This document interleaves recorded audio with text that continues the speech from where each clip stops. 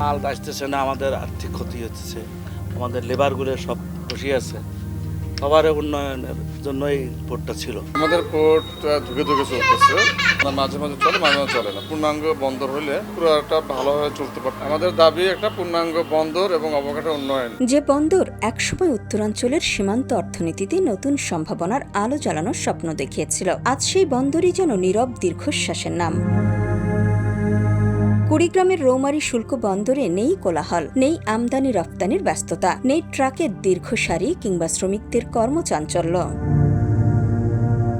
অবকাঠামোগত নানা সংকট, দুর্বল যোগাযোগ ব্যবস্থা, নদীর নাব্যতা সংকট এবং প্রয়োজনীয় সরকারি সুযোগ সুবিধার অভাবে ধুকে ধুকে চলছে সীমান্ত বাণিজ্যের এই সম্ভাবনাময় প্রবেশদ্বার। 18টি পণ্য আমদানির অনুমতি থাকলেও আসছে শুধু পাথর। এতে আর্থিকভাবে ক্ষতিগ্রস্ত হচ্ছেন প্রায় 2 শতাধিক বন্দর ব্যবহারকারী ব্যবসায়ীরা। বিগত সরকারের আমলে একটা সিদ্ধান্ত নেওয়া হয়েছিল, কিন্তু কার্যক্রম হয় নাই। এই সরকারের কাছে আমাদের দাবি এই বন্দরটা পূর্ণাঙ্গ স্থলবন্দর হিসেবে ঘোষণা করা, এবং আমাদের এই রৌমারী থেকে ঢাকার দূরত্বটা অনেক কম, যার কারণে এখানে স্থলবন্দর হলে আমাদের এই ঢাকার সাথে যোগাযোগটা মানে ব্যবসায়িক যোগাযোগটা অনেক ভালো করা যাবে এবং কস্টিং খরচটা অনেক কম হবে, যার কারণে আমাদের এই পোর্টটাকে পূর্ণাঙ্গ স্থলবন্দর করে আমাদের এই এলাকাবাসীর মানুষের ভাগ্যের পরিবর্তন করার জন্য আমি সরকারকে অনুরোধ জানাচ্ছি।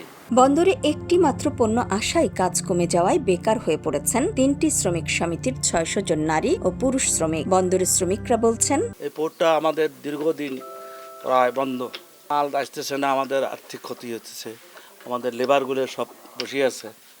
সবার উন্নয়নের জন্যই পোর্টটা ছিল। এখন কী জন্য বন্ধ হয়ে গেল আমরা জানি না। পোর্টটা চালু হোক, চালু হলো আমাদের এলাকার লোকজনও বাঁচতেছে, আমরাও বাঁচতেছি, হ্যাঁ, দেশের উন্নয়ন হতেছে। ব্যবসায়ীদের দাবির প্রেক্ষিতে এবং সরকারের রাজস্ব আয় বৃদ্ধির লক্ষ্যে বন্দরের নানা সমস্যার কথা তুলে ধরেন আমদানি রপ্তানিকারক সমিতির সভাপতি। বাংলাদেশ জাতীয়তাবাদী দল বিএনপি ক্ষমতায় আসার পরে এই 25 অর্থ বছরে আমাদের তুলনামূলক আগের চেয়েও প্রায় 30 থেকে 35% ব্যাট ট্যাক্স আমাদের রাজস্ব খাতে আসছে। এর জন্য আমরা সকল ব্যবসায়ীদেরকে ধন্যবাদ জানাই।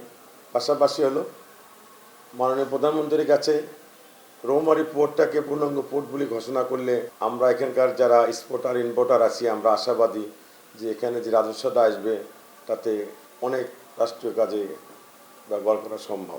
বন্দরটিকে পূর্ণাঙ্গ স্থলবন্দর করা সহ অবকাঠামোর উন্নয়ন এবং সকল সুবিধা নিশ্চিত করা হলে ব্যবসায়ীরা যেমন আর্থিকভাবে লাভবান হবেন, তেমনি এই এলাকার মানুষের ভাগ্যের পরিবর্তন হবে বলে জানান এই কর্মকর্তা। আমাদের পোর্ট ধুকে ধুকে চলতেছে, মাঝে মাঝে চলে, মাঝে মাঝে চলে না। পূর্ণাঙ্গ বন্দর হলে পুরো একটা ভালোভাবে চলতে পারতো এবং এলাকার উন্নতি হতো।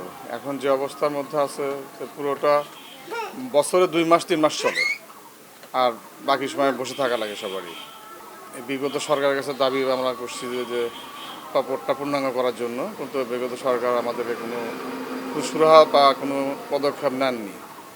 এমন বর্তমান সরকার যদি আমাদের মুক্তাঞ্চল হিসাবে যদি পোর্টটাকে পূর্ণাঙ্গ করে তাহলে আমাদের উন্নয়ন হবে। অন্যান্য পোর্টের থেকে আমাদের ঢাকা খুবই কাছে, তো যদি মালগুলো রেগুলার আসে তাহলে আমাদের পোর্টে ঢাকা যাওয়া আসা মালগুলো খুব ভালো হবে।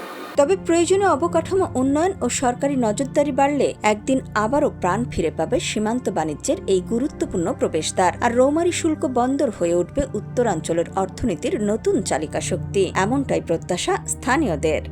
নিউজ ডেস্ক, সোনালী নিউজ।